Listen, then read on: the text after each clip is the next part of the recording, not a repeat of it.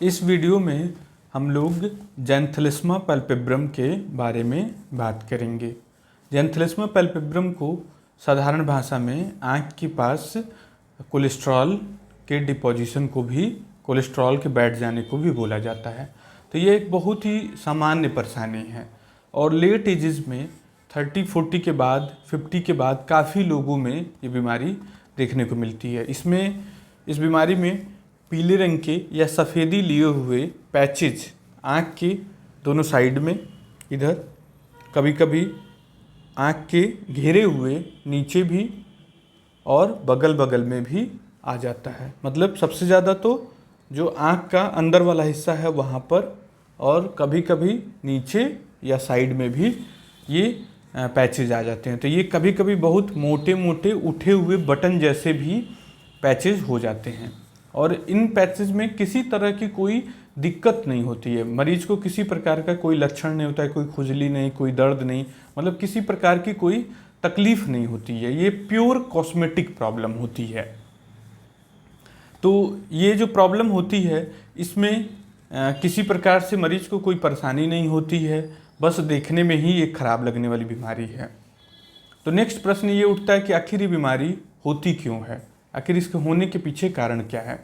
तो ये जो बीमारी होती है ये साधारणतः अधिकांश मरीजों में बिना किसी कारण के ही हो जाती है, लेकिन कुछ मरीजों में ये बीमारी खून में कोलेस्ट्रॉल के बढ़ जाने की वजह से होती है, खून में तेल की मात्रा बढ़ जाने की वजह से होती है। लेकिन ऐसा बहुत थोड़े मरीजों में ही होता है। अधिकांश मरीजों में खून के में कोलेस्ट्रॉल का टेस्ट कराने पर बिल्कुल ही नॉर्मल आता है। मतलब खून में कोलेस्ट्रॉल जो नॉर्मल रूटीन टेस्ट हैं वो नॉर्मल आते हैं।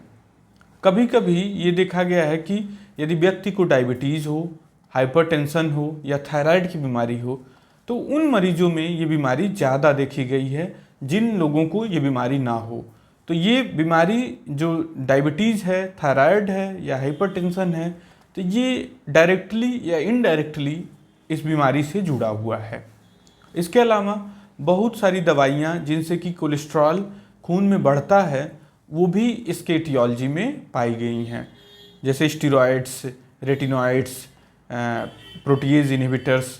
बहुत सारी इस तरह की दवाइयाँ हैं जिनसे ब्लड में कोलेस्ट्रॉल बढ़ता है और उसकी वजह से, कोलेस्ट्रॉल की वजह से फिर स्किन में कोलेस्ट्रॉल डिपॉजिट हो जाता है।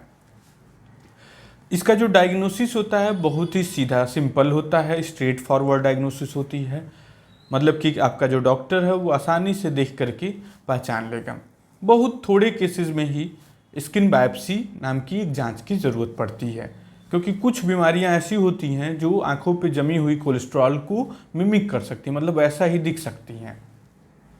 जैसे कि एक बीमारी होती है नेक्रोबायोसिस लेपर्डिका। ये जो बीमारी होती है नेक्रोबायोसिस ज़ैंथोग्रैनुलोमा ग्रुप की डिसऑर्डर होती है। ये बीमारी जो होती है भी कोलेस्ट्रॉल से मैचिंग होती है, जो आंखों पे डिपॉजिट होती है कोलेस्ट्रॉल उससे मैचिंग होती है।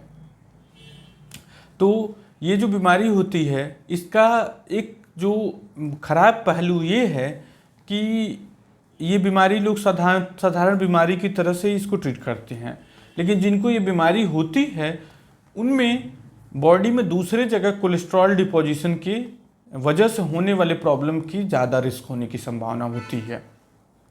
जैसे कि एक रिसर्च में ये पाया गया कि जिन लोगों को कोलेस्ट्रॉल की प्रॉब्लम है उन लोगों को हार्ट की और ब्रेन की, जो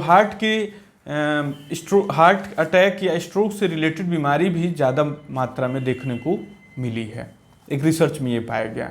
तो ये बीमारी देखने में बाहर से तो खराब है, लेकिन अंदर से कुछ लोगों में डेंजरस रूप ले सकती है और हार्ट की प्रॉब्लम पैदा कर सकती है या ब्रेन स्ट्रोक की भी प्रॉब्लम पैदा कर सकती है। तो आपके ब्लड में कोलेस्ट्रॉल यदि बढ़ा हुआ न हो तो इससे खुश नहीं हो जाना है कि मतलब मेरे ब्लड में कोलेस्ट्रॉल नहीं बढ़ा हुआ है तो मुझे कोई रिस्क नहीं है। कोलेस्ट्रॉल नहीं बढ़ा है फिर भी आपको अपने डाइट और रेगुलर एक्सरसाइज, बेसिक थिंग को लेकर के बहुत ही ज़्यादा कॉशन बरतना है। नेक्स्ट जो आता है कि इस प्रॉब्लम की ट्रीटमेंट कैसी हो, तो इसका ट्रीटमेंट इजी होता है और अधिकांश केसेस में डॉक्टर केमिकल कॉटरी प्रीफर करते हैं। जैसे कि एक एसिड आता है ट्राइक्लोरोएसिटिक एसिड, वो काफ़ी ज़्यादा मात्रा में इस्तेमाल किया जाता है। ट्राइक्लोरोएसिटिक एसिड वेरियस कॉन्सेंट्रेशन में आता है, बहुत सारे कॉन्सेंट्रेशन में आता है, जैसे कि 20%, 30%, 40%, 50%। इस तरह से ये डॉक्टर के क्लिनिक पे मिलता है, बाहर मार्केट में मिलना थोड़ा मुश्किल होता है, क्योंकि ये डॉक्टर को खुद डिस्पेंस करना होता है, बनाना पड़ता है। एसिड होने की वजह से ये इजीली अवेलेबल नहीं होता है। तो इस दवाई को यदि रिपीटेडली लगाया जाए तो ये प्रॉब्लम ख़त्म हो जाती है।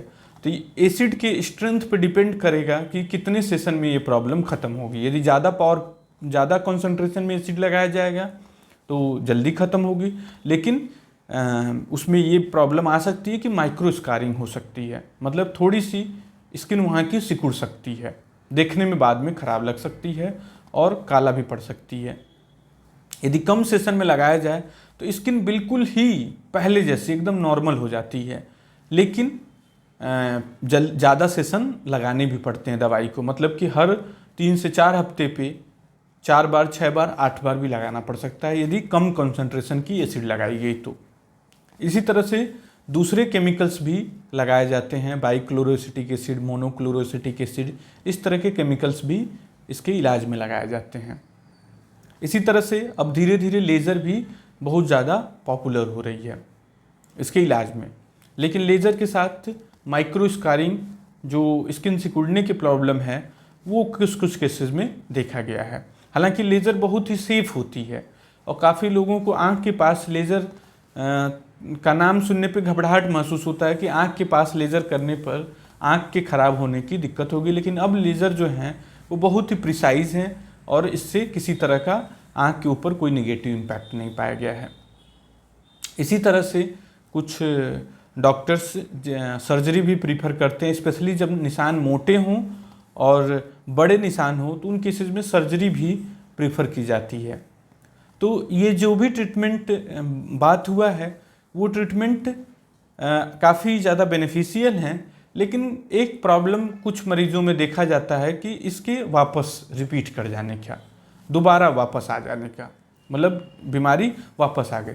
तो दोबारा आने के पीछे कारण कई सारे हो सकते हैं कि जैसे ब्लड में आपके कोलेस्ट्रॉल बढ़ा हुआ है, आपका वेट ज़्यादा है, आपकी डाइटरी हैबिट पुअर है, मतलब ज़्यादा सैचुरेटेड तेल का इस्तेमाल करना खाने में, एक्सरसाइज आपके रूटीन में नहीं शामिल होना, तो ये सब कारण देखे गए हैं कि बीमारी के दोबारा रिपीट होने का।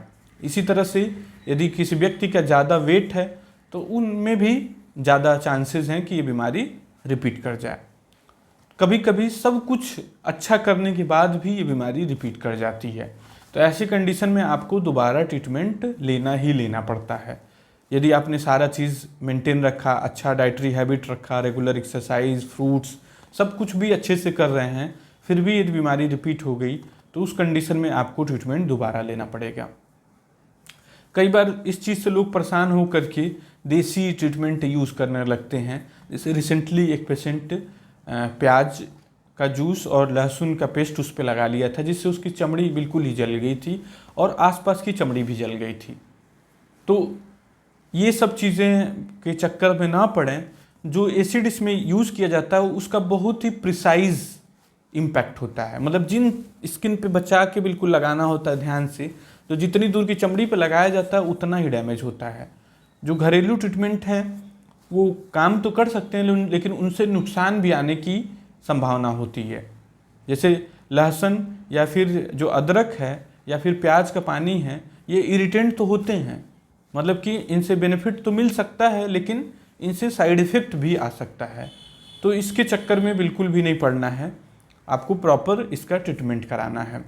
और जो इम्पॉर्टेंट प्रिकॉशंस थे जिनको यदि आप बचाव करेंगे तो काफ़ी लोगों में रीअकरेंस होने का चांस नहीं रहेगा, मतलब कि बहुत कम चांसेस रहेंगे। Usually surgery maximum doctor avoid करते हैं, सर्जरी नहीं करने की कोशिश करते हैं। कोशिश ये रहती है कि केमिकल से ही ये ठीक हो जाए या फिर लेज़र से ज़रूरत पड़े तो लेज़र से ठीक कर दिया जाए। तो सर्जरी नहीं करने के पीछे कारण ये होता है कि सर्जरी का एक रेयर कॉम्प्लिकेशन है एक्ट्रोपियन, जो आईलिड है वो ऊपर उठ जाती है किसी किसी में, तो इसीलिए सर्जरी इसमें अवॉइड किया जाता है। तो ये बहुत ही सिंपल डिजीज़ है, लेकिन इसके कुछ सीरियस इम्प्लीकेशन हैं, जैसे कि हार्ट पे इम्पैक्ट पड़ना। तो इस बीमारी को हल्के में नहीं लेना है। बाहर से तो छोटी बीमारी है, लेकिन अंदर से कुछ ही मरीजों में इम्पैक्ट पड़ेगा, लेकिन वो सिग्निफिकेंट इम्पैक्ट पड़ेगा। जैसे मैक्सिमम में तो कोई प्रॉब्लम नहीं आनी है, लेकिन 1000, 2000, 3000 में से एक पेशेंट में ही हार्ट पे इम्पैक्ट पड़ेगा, लेकिन वो डिस्टर्बिंग इम्पैक्ट होगा और कभी कभी जान पे भी खतरा आ जाएगी यदि हार्ट अटैक आया या स्ट्रोक आया तो इस पे यदि ये लक्षण पैदा होते हैं तो आपको अलर्ट हो जाना है, आपको अपना डाइट सही करना है, ऑयल कम यूज़ करना है, poly unsaturated fatty acid based oil का यूज़ करना है, रेगुलर एक्सरसाइज करना है, फ्रूट्स कंजम्पशन करना है और इसका ट्रीटमेंट अपने डॉक्टर से लेना है। Thank you.